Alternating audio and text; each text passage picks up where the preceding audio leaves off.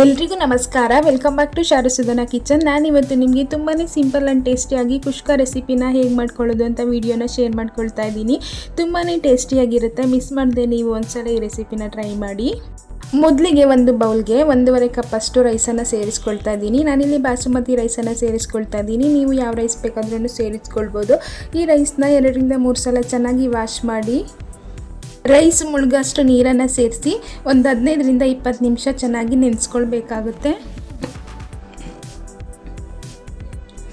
ಈಗ ಒಲೆ ಮೇಲೆ ಇನ್ನೊಂದು ಪಾತ್ರೆನ ಇಟ್ಕೊಂಡು ಪಾತ್ರೆ ಬಿಸಿಯಾಗಿದ್ದಾದಮೇಲೆ 4 ಟೇಬಲ್ ಸ್ಪೂನ್ ಅಷ್ಟು ಎಣ್ಣೆ ಸೇರಿಸ್ಕೊಂಡಿದ್ದೀನಿ. ಆಯಿಲ್ ಬಿಸಿಯಾಗಿದ್ದಾದಮೇಲೆ ಸ್ಪೈಸಸ್ನ ಸೇರಿಸ್ಕೊಳ್ತಾ ಇದ್ದೀನಿ.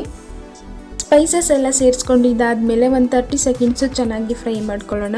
ಹಾಗೆ ಇದೆಲ್ಲ ಫ್ರೈ ಆಗಿದ್ದಾದಮೇಲೆ ಒಂದು ಮೀಡಿಯಮ್ ಸೈಜ್ ಈರುಳ್ಳಿನ ಸ್ಲೈಸಾಗಿ ಕಟ್ ಮಾಡಿ ಸೇರಿಸ್ಕೊಳ್ತಾ ಇದ್ದೀನಿ.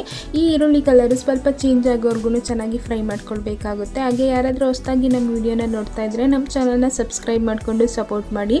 ಈರುಳ್ಳಿ ಸ್ವಲ್ಪ ಫ್ರೈ ಆಗಿದ್ದಾದಮೇಲೆ 1 ಟೀ ಸ್ಪೂನಷ್ಟು ಶುಂಠಿ ಬೆಳ್ಳುಳ್ಳಿ ಪೇಸ್ಟನ್ನು ಸೇರಿಸ್ಕೊಂಡು 2 ಹಸಿರು ಮೆಣಸಿನ್ಕಾಯಿನ ಕೂಡ ಸೇರಿಸ್ಕೊಂಡಿದ್ದೀನಿ.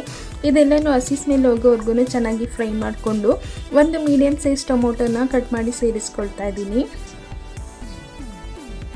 ಹಾಗೆ ಈ ಟೊಮೊಟೊ ಸಾಫ್ಟ್ ಆಗೋವರೆಗೂ ಚೆನ್ನಾಗಿ ಫ್ರೈ ಮಾಡ್ಕೊಳ್ಬೇಕಾಗುತ್ತೆ. ತುಂಬಾ ಟೇಸ್ಟಿ ರೆಸಿಪಿ, ಒಂದ್ಸಲ ಟ್ರೈ ಮಾಡಿ ನೋಡಿ. ಇವಾಗ ನೀವು ನೋಡ್ತಾ ಇರ್ಬೋದು ಟೊಮೊಟೊ ಎಲ್ಲ ಸಾಫ್ಟ್ ಆಗ್ತಾ ಬರ್ತಾ ಇದೆ. ನಾನಿವಾಗ ಇದಕ್ಕೆ 1 ಟೀ ಸ್ಪೂನಷ್ಟು ಅಚ್ಕಾರದ ಪುಡಿನ ಸೇರಿಸ್ಕೊಳ್ತಾ ಇದ್ದೀನಿ. ಹಾಗೆ ಒಂದು ಅರ್ಧ ಟೀ ಸ್ಪೂನಷ್ಟು ಗರಂ ಮಸಾಲ, ಒಂದು ಸ್ವಲ್ಪ ಅರಿಶಿನ ಪುಡಿನ ಕೂಡ ಸೇರಿಸ್ಕೊಂಡಿದ್ದೀನಿ. ಇಷ್ಟೇ ಮಸಾಲ ಪೌಡರು, ಇನ್ಯಾವುದೇ ರೀತಿ ಮಸಾಲ ಪೌಡರ್ನ ಸೇರಿಸ್ಕೊಳ್ಳೋಂಥ ಅವಶ್ಯಕತೆ ಇಲ್ಲ. ಈ ಮಸಾಲ ಪೌಡರ್ದೆಲ್ಲ ಹಸಿ ಸ್ಮೆಲ್ಲೆಲ್ಲ ಹೋಗೋರ್ಗು ಚೆನ್ನಾಗಿ ಫ್ರೈ ಮಾಡಿಕೊಂಡು ಸ್ವಲ್ಪ ಪುದೀನ ಸೊಪ್ಪನ್ನು ಹಾಗೆ ಸ್ವಲ್ಪ ಕೊತ್ತಂಬರಿ ಸೊಪ್ಪನ್ನು ಕೂಡ ಸೇರಿಸ್ಕೊಂಡಿದ್ದೀನಿ. ಇದೆಲ್ಲನೂ ಒಂದು 30 ಸೆಕೆಂಡ್ಸು ಚೆನ್ನಾಗಿ ಫ್ರೈ ಮಾಡ್ಕೊಳ್ಳೋಣ. ಇದೆಲ್ಲ ಫ್ರೈ ಮಾಡ್ಕೊಂಡಿದ್ದಾದಮೇಲೆ ಒಂದು 3 ಟೇಬಲ್ ಸ್ಪೂನಷ್ಟು ಗಟ್ಟಿ ಮೊಸರನ್ನ ಸೇರಿಸ್ಕೊಂಡಿದ್ದೀನಿ. ಈ ಮೊಸರನ್ನ ಸೇರಿಸ್ಕೊಳ್ಳುವಾಗ ಉರಿನ ಲೋ ಫ್ಲೇಮ್ ಮಾಡ್ಕೊಳ್ಳಿ. ಇದನ್ನು ಚೆನ್ನಾಗಿ ಮಿಕ್ಸ್ ಮಾಡಿಕೊಂಡು ಚೆನ್ನಾಗಿ ಆಯಿಲ್ ರಿಲೀಸ್ ಆಗೋವರೆಗೂ ಫ್ರೈ ಮಾಡ್ಕೊಳ್ಬೇಕಾಗುತ್ತೆ. ಒಂದು 2ರಿಂದ 3 ನಿಮಿಷ ಚೆನ್ನಾಗಿ ಫ್ರೈ ಮಾಡ್ಕೊಳ್ಳಿ. ನೀವಿವಾಗ ನೋಡ್ತಾ ಇರ್ಬೋದು ಆಯಿಲ್ ರಿಲೀಸ್ ಆಗಿ ಈ ಮಸಾಲೆ ಎಲ್ಲ ಚೆನ್ನಾಗಿ ಕುಕ್ ಆಗಿದೆ. ನಾನಿವಾಗ ಇಲ್ಲಿ 2.5 ಕಪ್ಪಷ್ಟು ನೀರನ್ನು ಸೇರಿಸ್ಕೊಳ್ತಾ ಇದ್ದೀನಿ. ರೈಸನ್ನು ಮೊದಲೇ ನೆನೆಸಿಟ್ಕೊಂಡಿರೋದ್ರಿಂದ ನೀರಿನ ಪ್ರಮಾಣನ ಕಡಿಮೆ ಸೇರಿಸ್ಕೊಳ್ತಾ ಇದ್ದೀನಿ.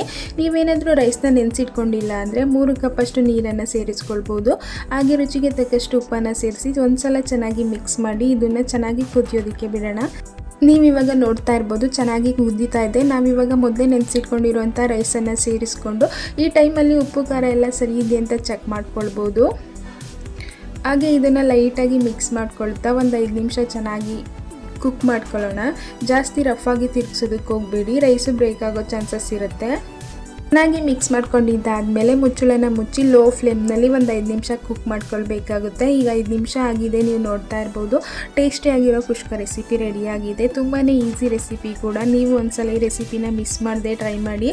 ನಿಜವಾಗ್ಲೂ ಟೇಸ್ಟ್ ಅಂತೂ ತುಂಬಾ ಚೆನ್ನಾಗಿರುತ್ತೆ. ಈಗ ನಿಧಾನವಾಗಿ ಒಂದ್ಸಲ ಚೆನ್ನಾಗಿ ಮಿಕ್ಸ್ ಮಾಡ್ಕೊಳ್ಳಿ. ಬಿಸಿ ಬಿಸಿಯಾಗಿ ತಿನ್ನಿ, ತುಂಬಾ ಚೆನ್ನಾಗಿರುತ್ತೆ. ಎಷ್ಟು ಉದುರಾಗಿ ಬಂದಿದೆ ನೀವೇ ನೋಡ್ತಾ ಇದ್ದೀರಾ.